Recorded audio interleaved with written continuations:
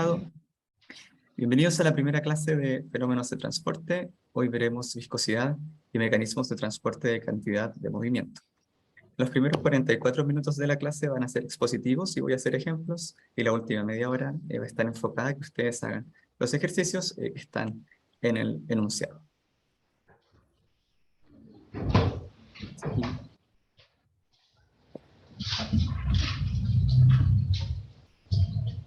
Y los objetivos de aprendizaje son, primero, entender la relación entre viscosidad y gradientes de velocidad de un fluido en movimiento mediante la ley de viscosidad de Newton.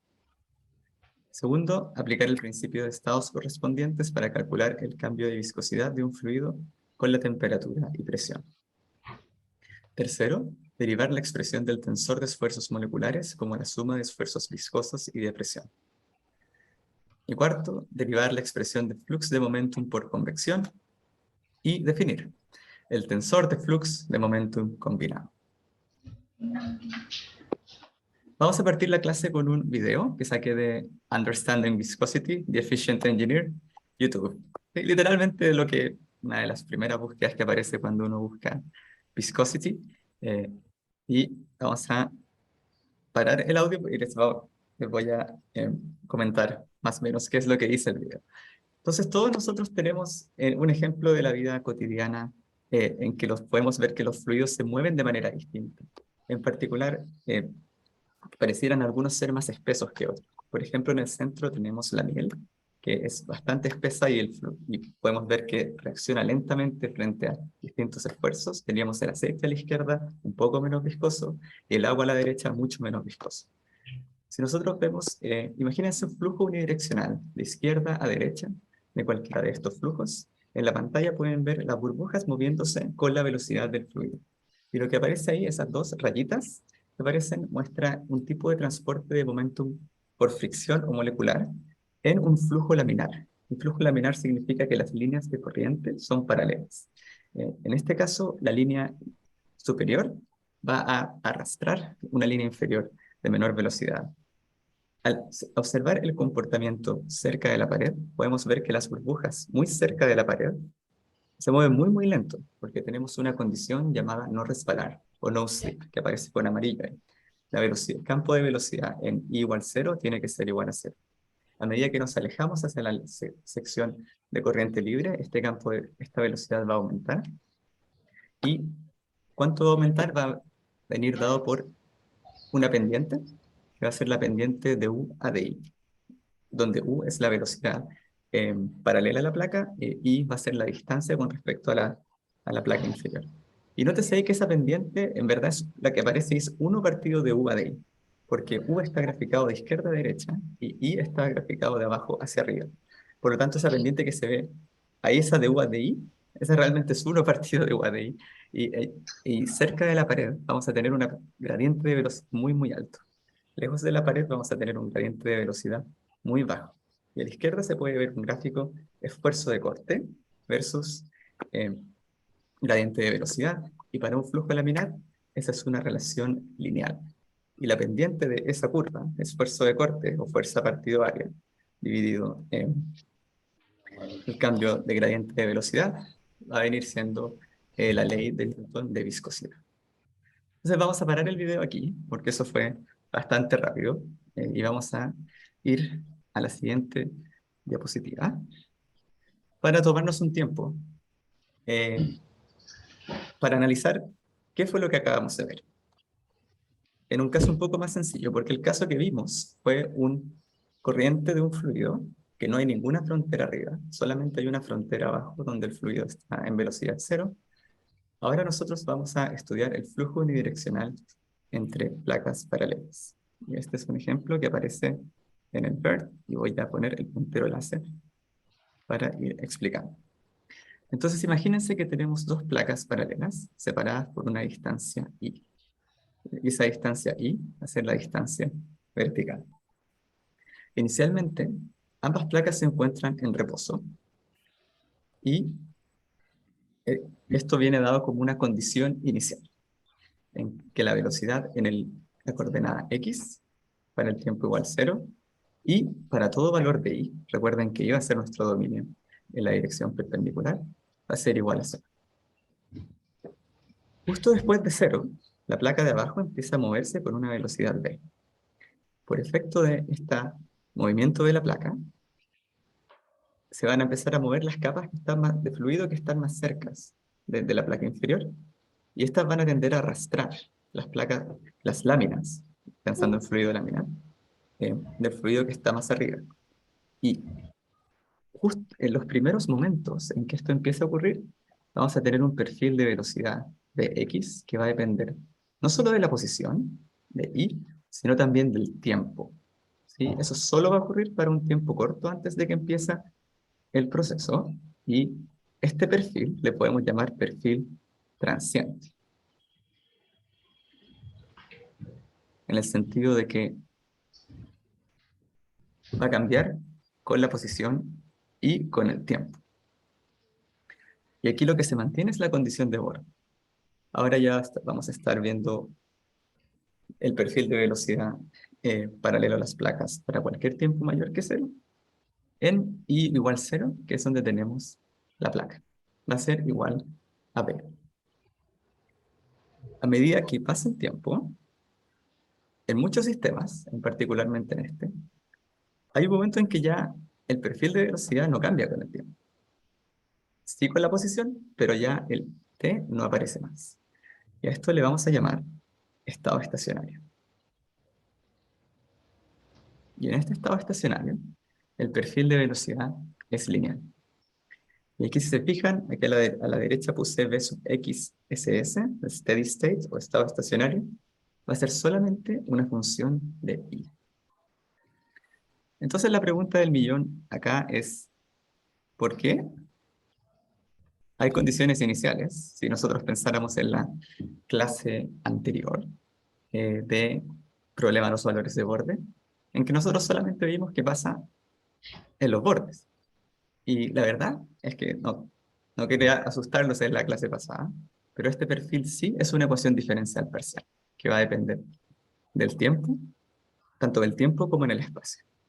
Sin embargo, muchas veces nosotros vamos a estar contentos con conocer el perfil en estado estacionario, porque nos va a poder decir una gran cantidad de cosas del sistema. Antes de...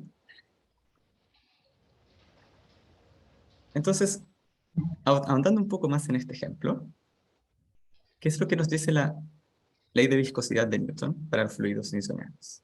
Nos va a decir que el flujo de momentum X en la dirección Y. Y aquí nótese que esta distinción es bastante fácil de olvidarse. El flux de momentum siempre va a ser el segundo subíndice de ese valor tau que aparece aquí, y la dirección en la cual el momentum se está transfiriendo va a ser el primer subíndice de tau. Y eso va a ser igual a F partido A, o la fuerza dividido el área que es necesaria aplicar para mantener la placa inferior en movimiento. Porque obviamente el diagrama de la izquierda está idealizado, pero en realidad nosotros vamos a tener aquí abajo, pueden ver el eje de coordenadas Y, perpendicular a la placa, X paralelo a la placa, pero la verdad es que también vamos a tener un Z hacia adentro. Y esta placa va a tener una cierta dimensión física, un ancho, y la verdad es que ese ancho puede variar. Y si varía el ancho, va a variar el área. Pero nosotros podríamos empezar a variar el ancho y aumentar la fuerza de manera de tener el mismo perfil de velocidad. Por lo tanto, en esta clase y en todo el curso, el esfuerzo de corte relevante no va a ser simple una función de la fuerza, sino va a ser una función de la fuerza dividido el área. Y eso va a ser igual a menos el gradiente de velocidad de Bx a Bi por una constante. Y esa constante se denomina viscosidad.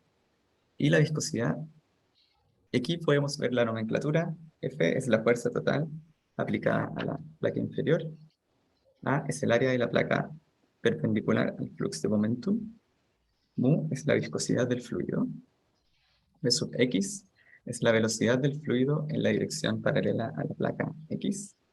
Y es la coordenada perpendicular a la placa a través de la cual se transfiere la cantidad de movimiento. Antes de continuar, voy a ver si es que hay alguna pregunta en el Menti. Todavía no hay. Y vamos a, para bajar un poco las revoluciones, voy a hacer algunas anotaciones en la pizarra. Les recomiendo que sigan lo que voy a escribir ahora. Sin embargo, todo va a estar disponible en YouTube y lo voy a subir a la página del curso al final de la clase, en caso de que ustedes prefieran poner atención y no escribir, porque sé que algunas personas prefieren esa metodología. Entonces, si acordamos en la ley de viscosidad de Newton, se lee como F dividido A igual a mu por dv a dy. Y aquí estamos viendo la velocidad en el eje X, pensando que tenemos un sistema de dos placas paralelas con un eje Y y un eje X, y el fluido se está moviendo de izquierda a derecha. ¿Qué significa esto físicamente? Esto significa que es proporcional a el área de la placa por la velocidad de la placa dividido la separación.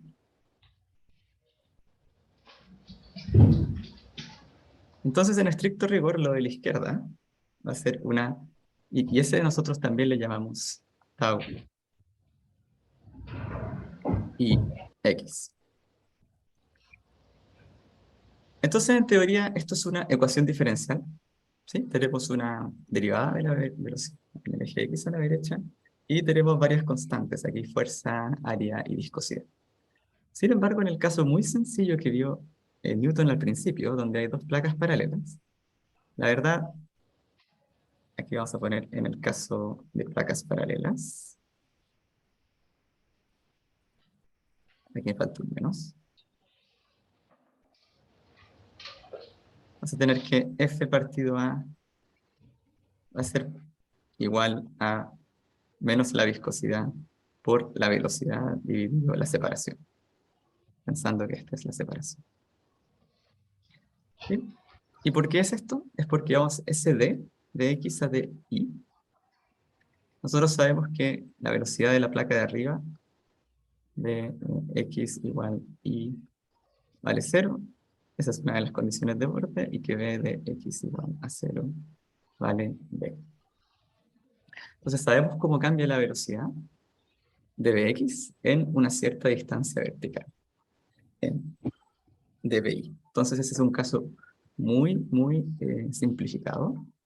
Aquí lo pueden poner, de hecho, aquí lo vamos a poner con más porque hay una cancelación de signos, es que nosotros resolvemos esa ecuación diferencial. Y lo importante es que si nosotros quisiéramos determinar la viscosidad de un fluido y tuviéramos un sistema parecido a este, en el que podamos medir la fuerza dividido el área, nos permitiría medir la viscosidad.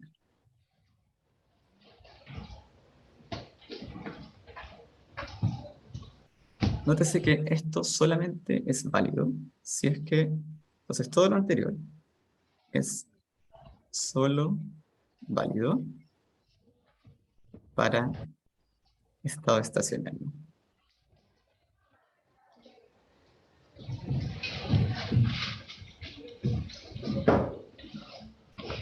Nos vamos a llamar T grande y flujo laminar. Ya vamos a hablar en las próximas clases cómo identificar cuando un fluido fluye de manera laminar, fluye de manera turbulenta o en transición. ¿Ya? Nótese que esto no solamente es válido para líquidos, sino también es válido para gases y para cualquier líquido eh, con un peso molecular menor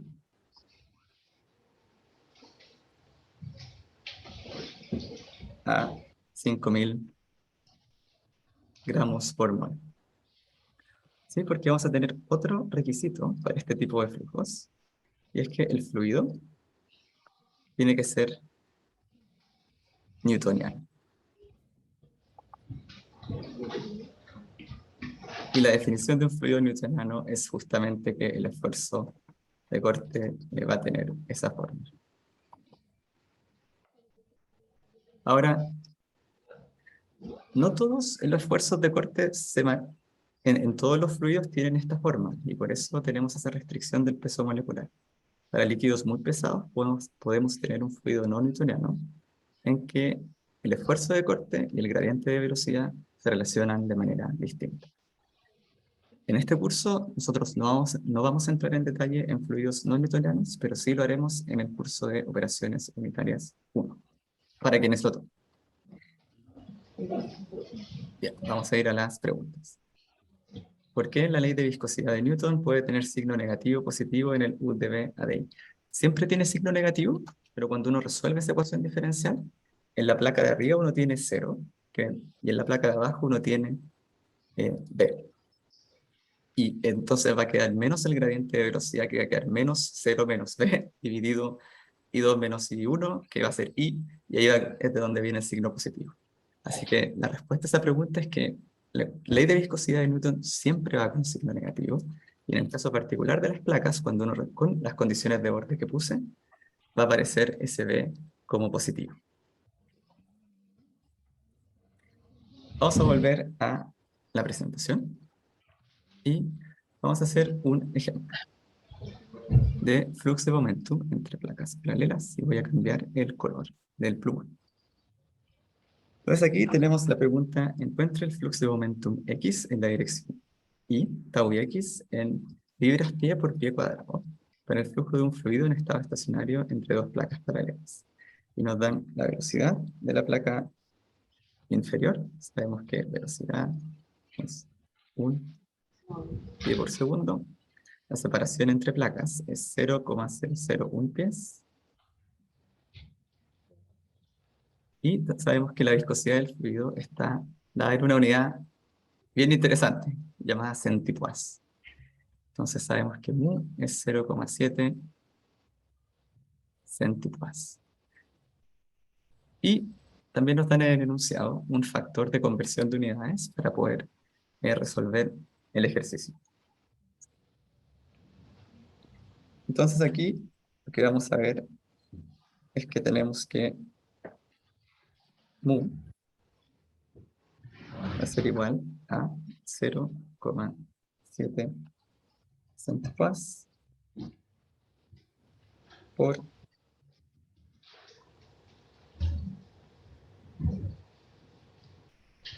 aquí tenemos.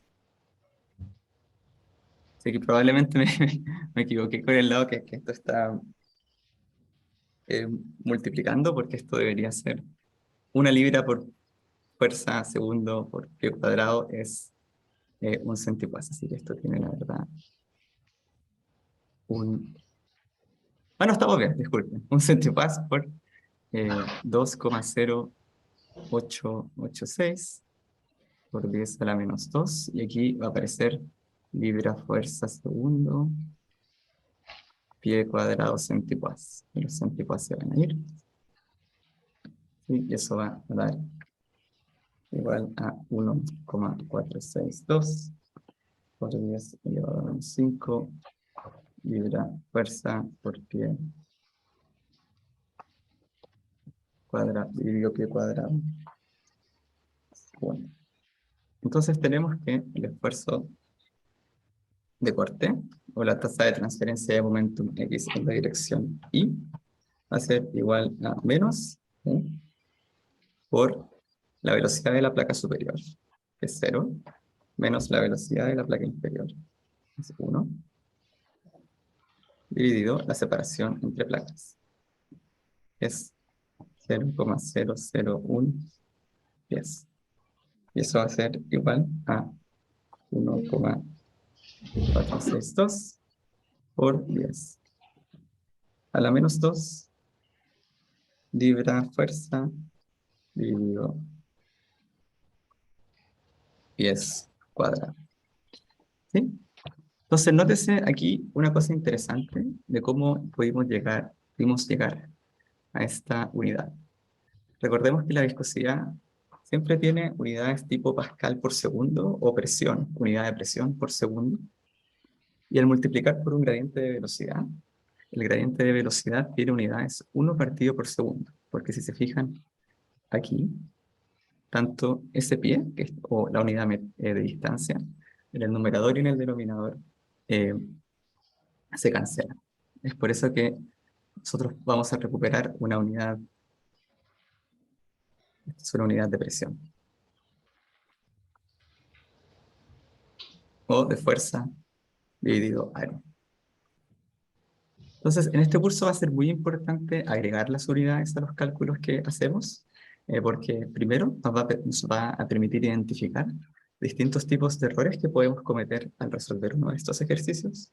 Y segundo, porque estamos trabajando con magnitudes físicas y no simplemente con números. Antes de pasar a la siguiente unidad, voy a ver las preguntas. ¿Qué es el flux? Flux es flujo de momentum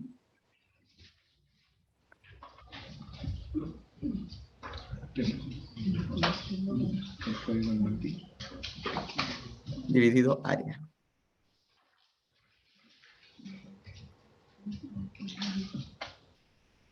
Transversal. ¿Sí? En el caso de tau y x,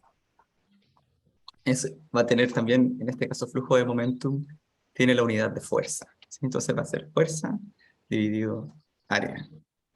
Ya vamos a profundizar en el concepto de flux en las próximas, en la interpretación física del concepto de flux en las próximas clases, pero aquí en la clase de ahora estaba como definición en una de las primeras diapositivas, el tau y x. ¿Cuáles son las unidades de mu al final? Son pascales por segundo. ¿Sí? Pascales por segundo o libra-fuerza por pie cuadrado o centipoise. ¿Sí? Las unidades del mu van a ser, eso en general va a ser una unidad de presión por una unidad de tiempo.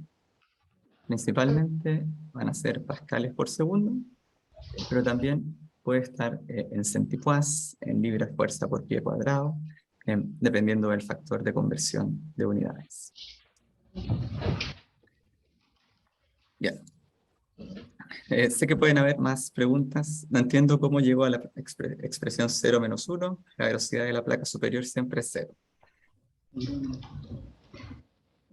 Claro, en este caso, bien dicho, alguien debería haber especificado, o yo debería haber especificado en el enunciado que la placa superior es 0. ¿Sí?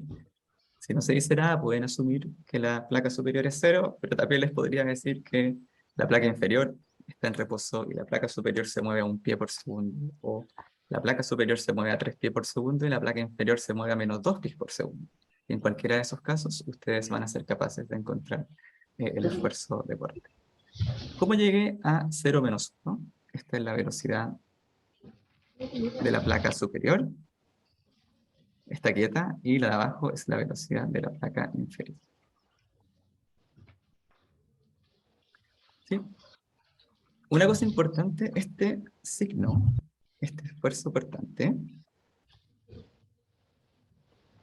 puede ser negativo.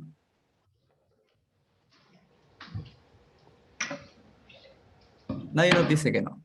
¿Sí?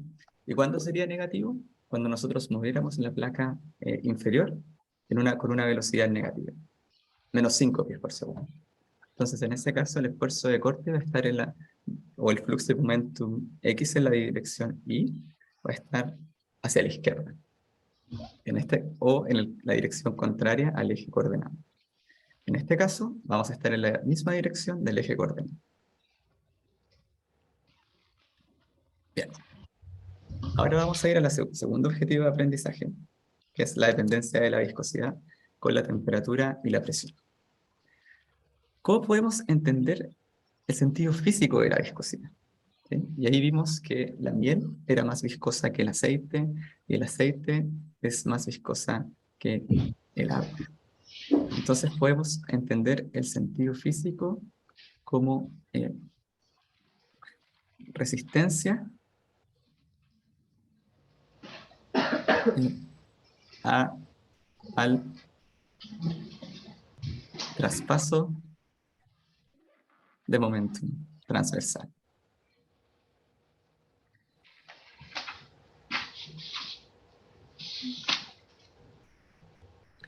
Entonces, mientras más mayor sea esta resistencia, más fuerza va a haber que aplicar en alguna parte del fluido para lograr que las capas superiores se muevan. Para los gases y para muchos líquidos, hay una relación entre la viscosidad de un fluido y distintas propiedades termodinámicas. Para poder entender esta relación, vamos a definir en primer lugar las propiedades reducidas. En que la viscosidad reducida, mu sub R, va a ser mu dividido la viscosidad en el punto crítico. P sub R va a ser la presión dividido la presión en el punto crítico. Y T sub R va a ser igual a la temperatura dividido la temperatura crítica. Esto, propiedades críticas, es materia de termodinámica. Nótese que vamos a tener dos ecuaciones, viscosidad crítica y principio de estados correspondientes, que van a relacionar la viscosidad crítica con el peso molecular del fluido, la temperatura crítica y el volumen molar crítico. ¿Sí? Así que vamos a agregar estas definiciones. Masa molar.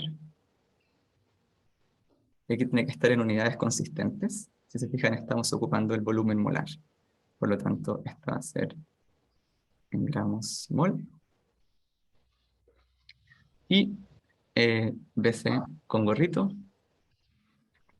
va a ser el volumen específico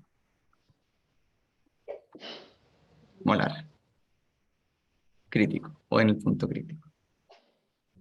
¿Sí? Entonces, ¿qué es lo que uno puede hacer? En general, nosotros podemos conocer la viscosidad crítica de un fluido, perdón, la presión crítica de un fluido y la temperatura crítica de un fluido, y con eso podemos conocer la viscosidad crítica, con cualquiera de estas dos ecuaciones.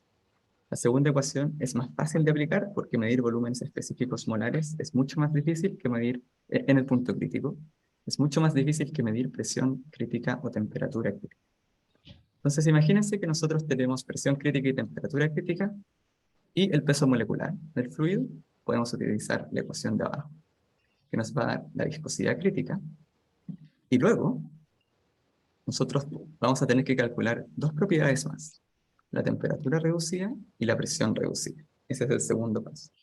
El tercer paso es, con esos valores, ir al gráfico y encontrar la viscosidad reducida para un par de temperatura reducida que aparece en el eje X y presión reducida, que son estas curvas que bajan y suben primero.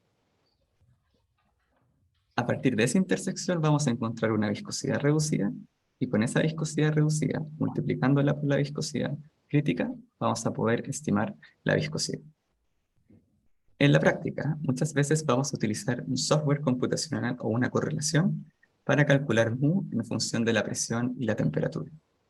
Sin embargo, quería mostrarles este gráfico y esta forma en que la presión crítica, la viscosidad crítica se relaciona con las propiedades críticas, porque es una ley que funciona para muchísimos fluidos, particularmente para gases. Y una de las cosas interesantes aquí es que si es que vamos a la línea de abajo, después de pasar, por así decirlo, esa loma, lo que va a ocurrir es que al aumentar la temperatura reducida, va a aumentar la viscosidad reducida. Y eso en general va a ser para un gas. En un gas, al aumentar la temperatura, vamos a observar que la viscosidad incrementa. Sin embargo, para una temperatura reducida menor que 1, y en general cuando vemos este P partido P crítico hacia la izquierda del mínimo, vamos a estar pensando en un líquido, y para un líquido, al aumentar la temperatura, la viscosidad va a disminuir. Eso fue, qué bueno saber de la viscosidad. Entonces ahora vamos a hacer un ejemplo de cálculo sencillo con esta fórmula, simplemente para ilustrar los pasos que uno tendría que seguir en caso de que quisiéramos aplicar el principio de estados correspondientes para poder calcular la viscosidad de un fluido que no conocemos. La viscosidad en general es algo difícil de medir en comparación a la presión crítica y a la temperatura crítica. Todo eso es la motivación de por qué incluí estas diapositivas en la clase del día de hoy. Entonces tenemos el siguiente ejemplo. Estime la viscosidad del nitrógeno a 50 grados Celsius y 854 atmósferas, sabiendo que el peso molecular son 28 gramos por mol, la presión crítica es 33,5 atmósferas y la temperatura crítica son 126,2 Kelvin. Y aquí puse un recordatorio de la fórmula. Entonces, el primer paso, uno puede ya sea calcular PR y TR, las presiones y temperaturas reducidas, o la viscosidad crítica. Si uno reemplaza los valores aquí, vamos a obtener que mu C va a ser igual a 189 por 10 a la menos 6 PUAS. ¿Y qué es un PUAS? Un PUAS es igual a 0,1 Pascal por segundo. Es una unidad de viscosidad. ¿Sí? Y estoy introduciéndolas aquí para que se familiaricen con distintos tipos de unidades que pueden encontrar la viscosidad. Similarmente, un centipoise son 10 a la menos 2 poise y 10 a la menos 3 pascal por segundo. ¿Sí? Estas son unidades populares de la viscosidad, poise y centipoise. Sin embargo, la unidad del sistema internacional es el pascal por segundo. Bien, volviendo del paréntesis, una vez que ya tenemos la viscosidad reducida, que vendría siendo, que vendría siendo el paso 3, que lo estoy haciendo más o menos en desorden, podemos calcular la presión y la temperatura reducida. Entonces aquí la temperatura reducida va a ser igual a la temperatura del fluido, que va a ser 273,15 más 50 Kelvin, dividido la temperatura crítica, 126,2 Kelvin. Se van los Kelvin, y eso nos va a dar 2,56.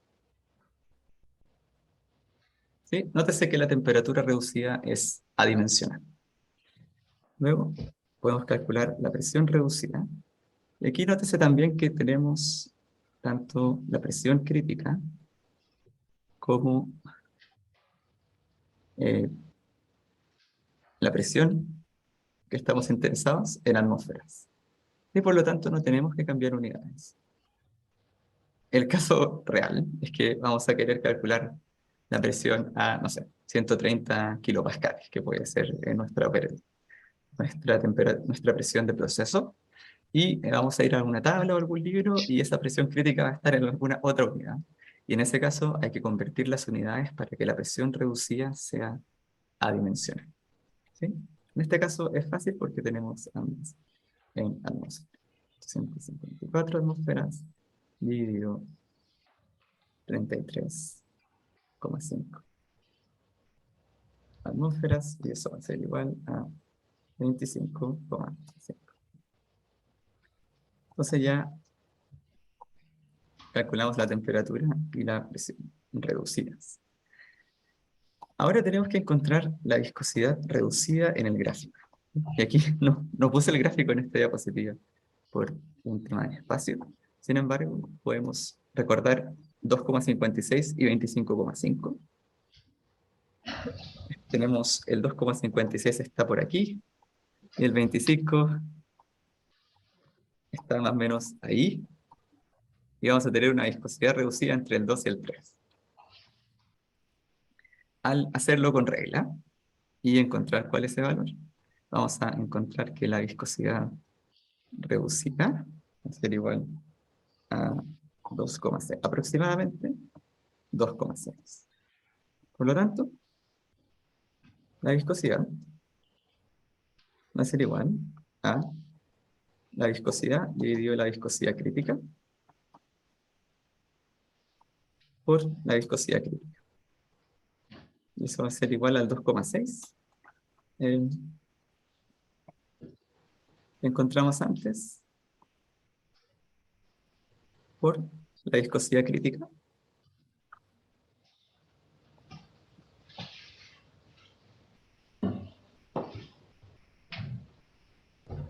Y eso va a ser igual a 490 por 10 elevado a menos 6 watts.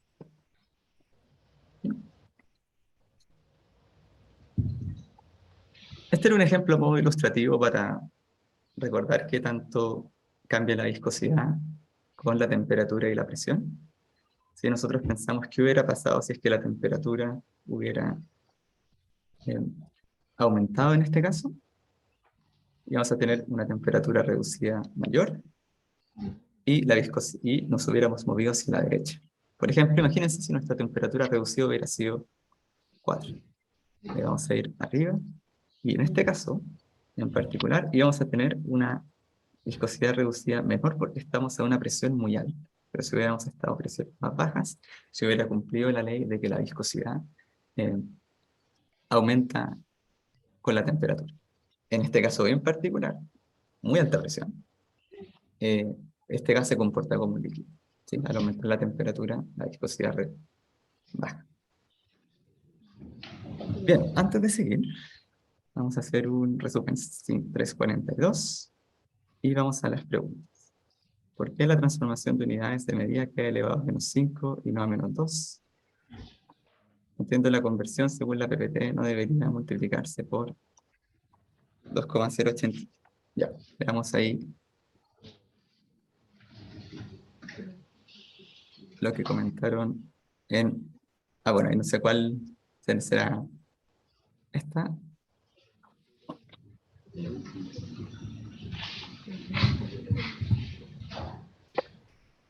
Ya, voy a...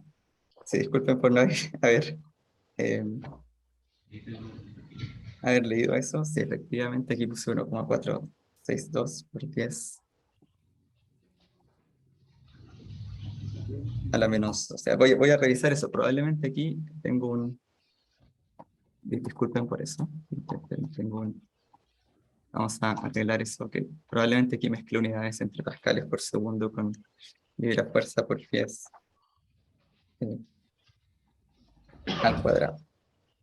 ¿Sí? Eh,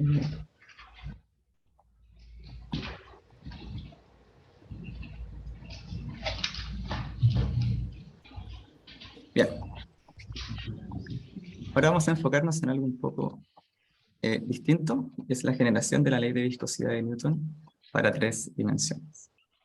Entonces nosotros vimos al principio que el flujo de momentum X en la dirección Y, que va a venir dado como una fuerza dividido el área, va a ser igual a menos una constante de proporcionalidad por el gradiente de velocidad X en la dirección Y.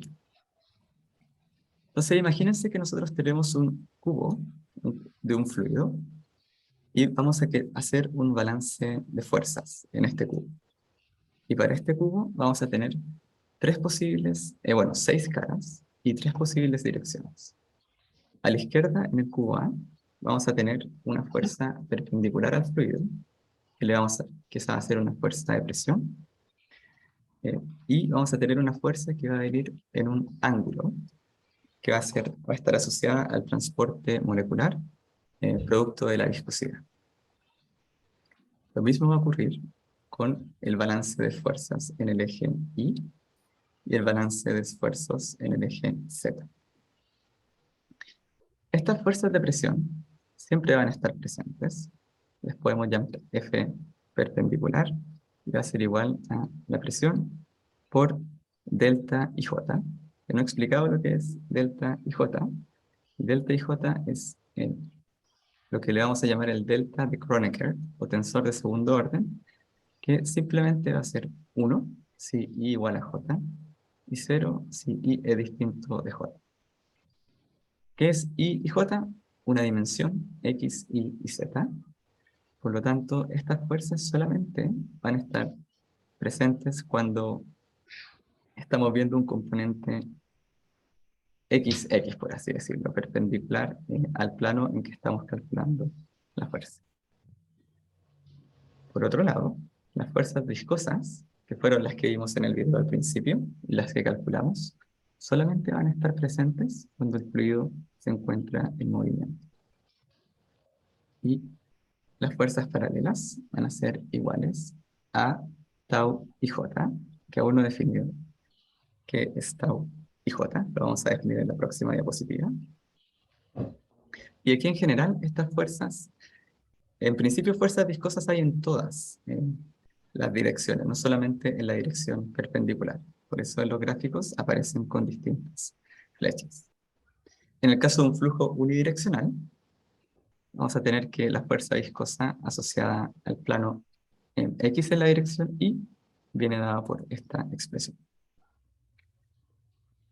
Y vamos a definir el tensor, bueno, el vector de esfuerzos viscosos en la dirección X como cada uno de estos fuerzas viscosas en cada una de las direcciones coordenadas. Este delta I nuevamente va a ser 1 cuando esto va a ser, este delta, déjenme aquí aclarar porque aquí puede haber una confusión. El delta de Kronecker es cuando tenemos dos subíndices y la base ortonormal es cuando tenemos solamente este delta con un índice. Quizá ustedes lo vieron en algún curso de estática y dinámica o algún otro álgebra lineal o cálculo 2 o cálculo 3 como vectores unitarios. Esto es lo mismo, ¿sí? Delta X gorrito puede ser Y gorrito o el vector unitario asociado al eje X.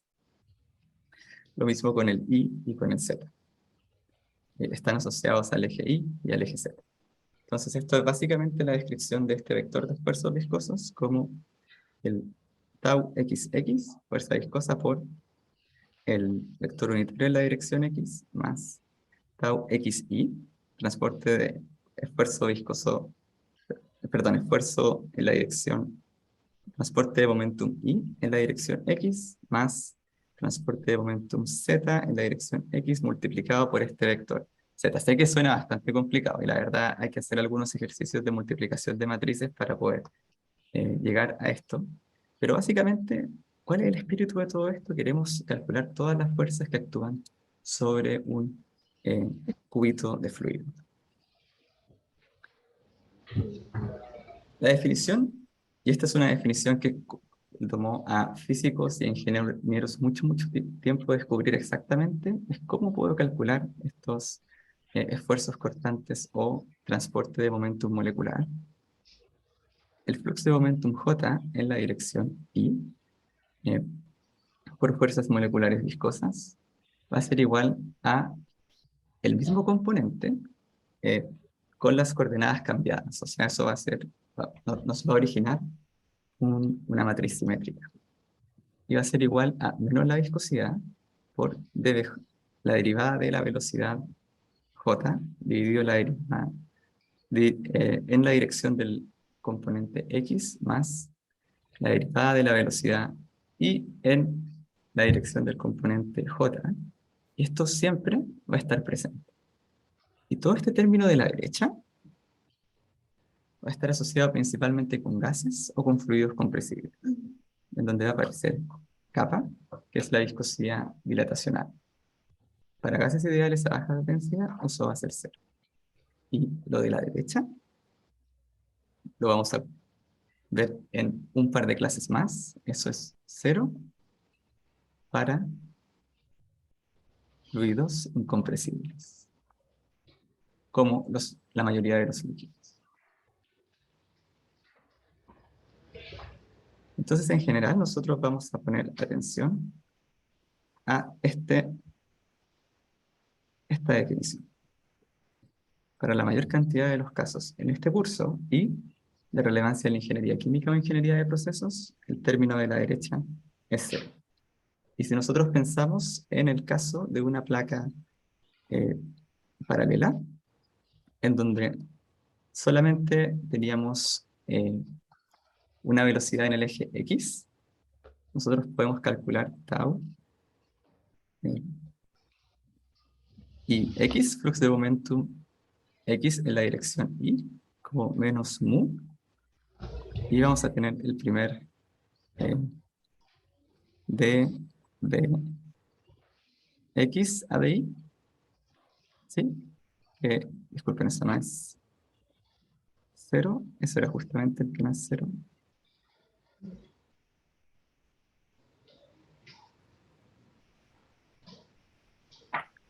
más de I a de X. ¿Sí? En el ejemplo de las placas paralelas que vimos antes, solamente teníamos que el fluido se estaba moviendo de izquierda a derecha. No había un fluido en la dirección X, no había un fluido en la dirección Y, y esto se iba a 0. Y con eso podíamos recuperar la ley de viscosidad de Newton en una dimensión. La notación, nosotros, este IJ nos va a entregar cada uno de los componentes para I, X y Z, y J, X y Z. Nosotros podemos poner todos esos componentes en una matriz de 3×3 que va a dar origen a un tensor. Y un tensor es simplemente una matriz. Tensor de segundo orden es una matriz de 3×3 y va a ir dado como menos mu por el gradiente de la... Ojo que el vector velocidad, el gradiente de un vector es una matriz, más la traspuesta de esa matriz derivada, más el término dilatacional, que ya vimos que iba a ser 0 para la mayoría de los casos. Y vamos a tener una serie de fuerzas normales perpendiculares al plano, pi xx, pi y pi zz. Ahí no sé si se alcanza a ver arriba, pero el tensor de fuerzas moleculares va a estar definido por dos elementos.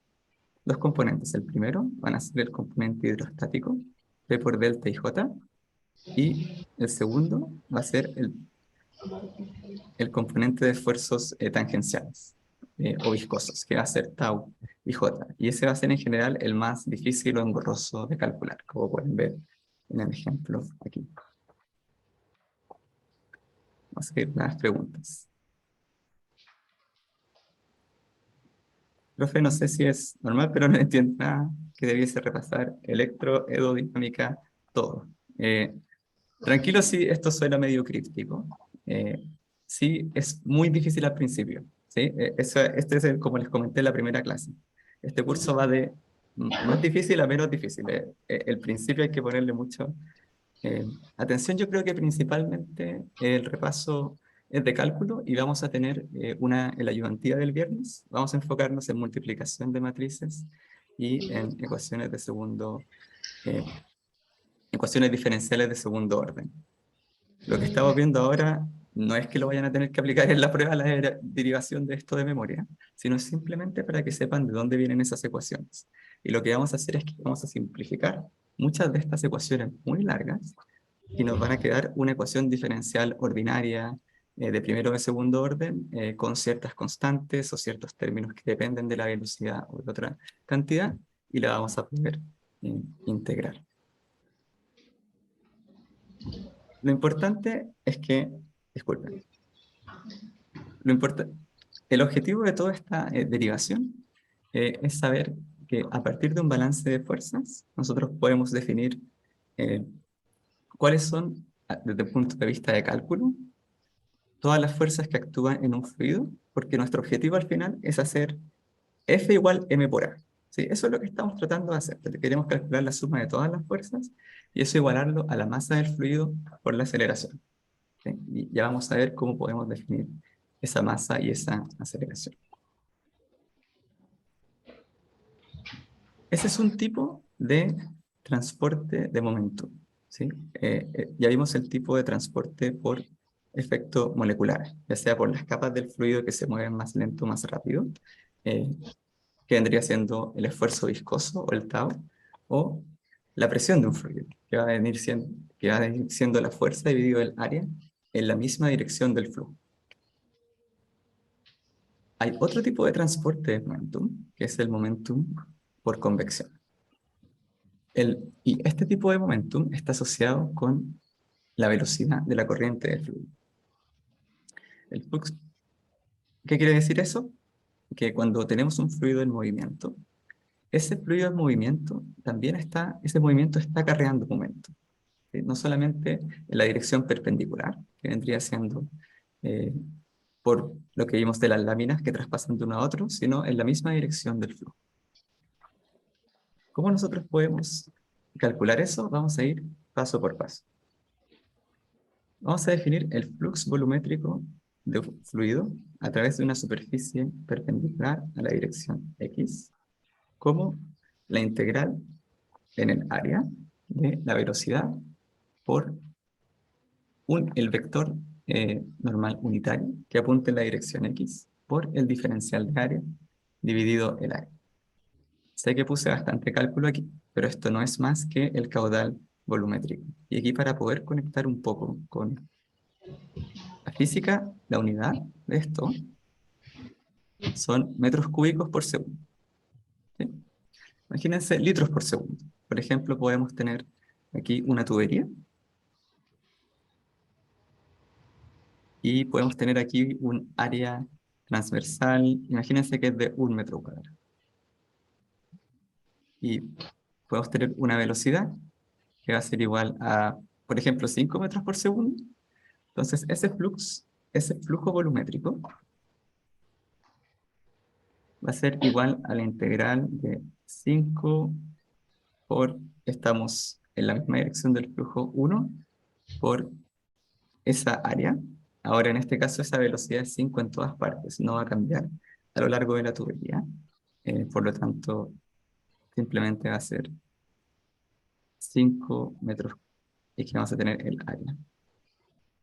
El área también vale 1 por dA. Eso va a ser 5 metros por segundo. Y ahora si nosotros dividimos ese flux volumétrico por el área, estos son metros cúbicos por segundo, ¿sí? Son metros por metro cuadrado. Metros por segundo dividido metro cuadrado. Y Q dividido A va a ser simplemente, eh, vamos a recuperar la velocidad. Ojo que en este caso es elemental, porque la velocidad es constante a lo largo de toda el área transversal de esa tubería. En este curso vamos a ver muchas, pero eso no sería correcto para el caso que vimos al principio. ¿Se acuerdan el perfil de velocidades? Es que íbamos a tener abajo, cerca de la placa moviéndose a 5 metros a una cierta velocidad, arriba estaba quieta y teníamos un perfil lineal. Entonces, cuando calculamos esa integral, iba a dar algo. Este Bx también lo pueden entender como una velocidad promedio. Y cuando nosotros tomamos el límite de ese cubito, cuando tiende a cero, va a ser la velocidad en el punto. Ahora, ¿cuál es el momentum por unidad de volumen que lleva un fluido en movimiento? Todo esto pensando en... Y eso va a ser simplemente masa por velocidad, ¿sí? Aquí no tenemos simplemente estática y dinámica o física, masa por velocidad es el momentum. Nótese que aquí tenemos un puntito, ¿sí? Entonces no solamente va a ser masa por velocidad, sino va a ser flujo másico por velocidad. Este puntito, ese m punto, va a ser en kilogramos por segundo.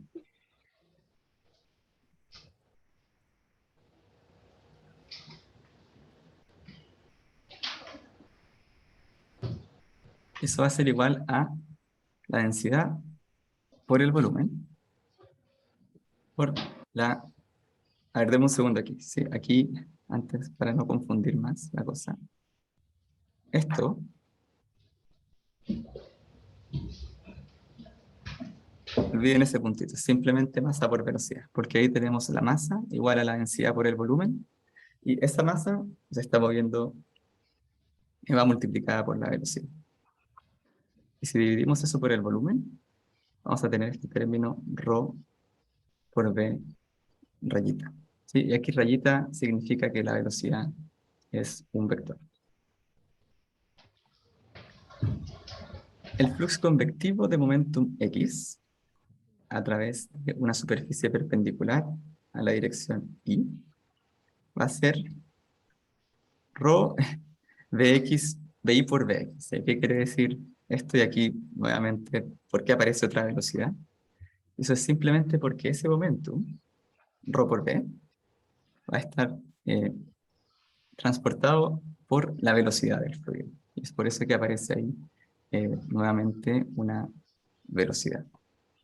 Pueden ver en la figura ρ por Vx por Vy. Ojo que el flux de momentum X no es simplemente el momentum sigue siendo ρ por V. Cuando nosotros hablamos de convección, aquí sé que me estoy pasando el tiempo, pero es para extenderla. Va a ser la velocidad por la cantidad. En este caso va a ser la velocidad por ρ. Entonces, nótese que aquí la velocidad, uno puede tener, por así decirlo, un vector de velocidad en esa dirección.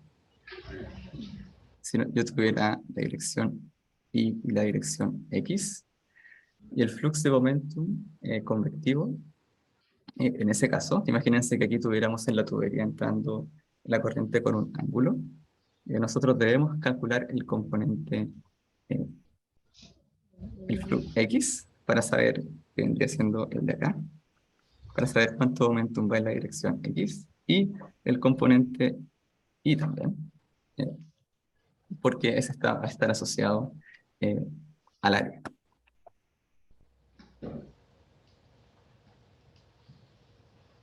Entonces aquí sé que esto puede sonar muy algebraico y muy difícil y poco entendible porque no hemos hecho ningún ejemplo, pero la idea de esto es partir de lo complejo e ir a lo simple. El tensor de flux convectivo de momentum va a ser ρ por b por b, y estos b son cada uno de los vectores, y aquí aparece una suma algo complicada. Sé que algunos están perdidos, así que no, simplemente lo que ustedes pueden, una manera más fácil de verlo es decir, así decirlo, el término eh, ρ, el flux tensor convectivo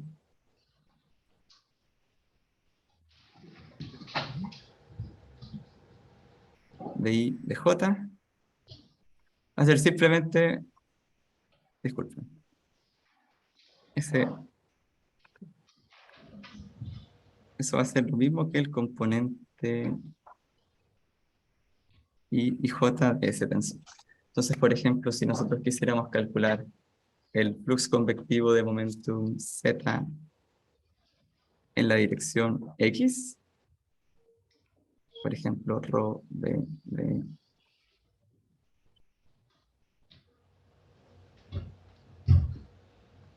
XZ,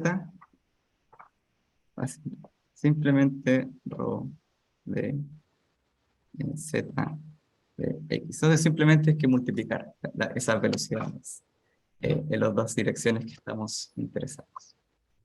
Finalmente tenemos flux convectivo de momentum a través de una superficie S con un vector normal unitario N. Imagínense que en este caso, en el ejemplo del tubito, tenemos el flujo que es paralelo, exactamente perpendicular a la superficie.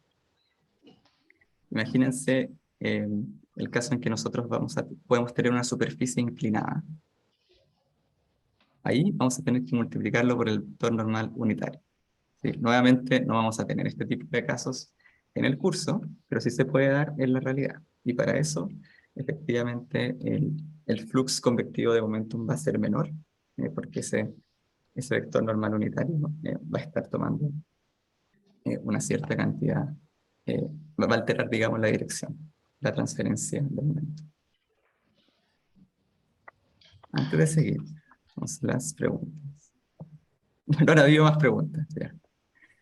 Ya, la próxima clase vamos a bajar el ritmo y voy a hacer un repaso, porque imagino que esa pregunta de no entiendo nada puede estar repetida.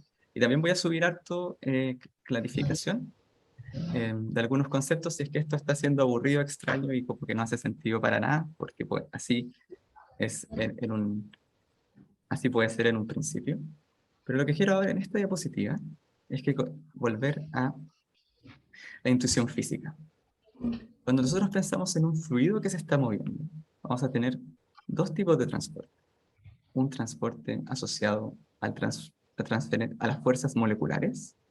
Unas fuerzas van a ser perpendiculares, que van a ser las fuerzas de presión. Y las otras fuerzas, las tau, van a ser fuerzas tangenciales, que van a ser fuerzas viscosas. Esas dos fuerzas, de presión y de viscosas, constituyen el flux molecular. También el momentum puede acarrearse por la velocidad del fluido ya más macroscópica. agua que está fluyendo por una tubería, un jet de agua que está siendo disparado con una manguera hacia el, el pasto. Si ustedes han puesto la mano frente a un jet de agua o inclusive la ducha, pueden sentir que hay una fuerza contra la mano. Esa fuerza viene dada por el flujo convectivo. Y esa va a venir dada por la densidad, por la velocidad en la dirección que estamos interesados, multiplicado por el vector de velocidad. Muchas veces vamos a partir de esta ecuación del tensor de flujo de momentum combinado y ir simplificando varias de estos componentes para poder encontrar una ecuación diferencial que gobierna el movimiento de un fluido.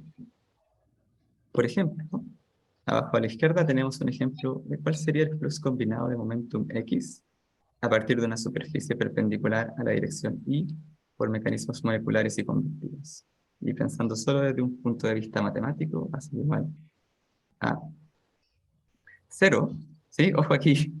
Eh, esto es 0 porque la presión solamente actúa con el flux de momentum Y en la dirección Y, X en la dirección X, digamos. Esto solamente phi XX, phi II y phi ZZ va a aparecer una presión aquí. Entonces, SP, para este caso, estamos viendo un flux tangencial. IX es 0. Sí tenemos el componente de fuerzas tangenciales y el componente convectivo. Y al sumar ambos, va a quedar de esa manera. Bien, sé que me tomé bastante más del tiempo y solamente les di 12 minutos para hacer el ejercicio en clase. Hay dos ejercicios, sí que les pido que hagan el primero, después de la primera parte. Hay tres ejercicios, de hecho. Les pido que hagan el primero, que es el de placas paralelas, lo más sencillo. Y pueden hacer en la casa el ejercicio 2. El ejercicio va a estar disponible en Canvas para que suban sus resultados. Y el lunes de la próxima semana voy a subir la solución. El resumen de esta clase es, primero, estudiamos la ley de viscosidad de Newton. Para un fluido newtoniano, el flujo de momentum es proporcional al gradiente de velocidad. Segundo, el tensor de flux de fuerzas moleculares en un fluido está compuesto por fuerzas viscosas y de presión. Y tercero, que el tensor de flux de momentum combinado es la suma de los fluxos moleculares y convectivos.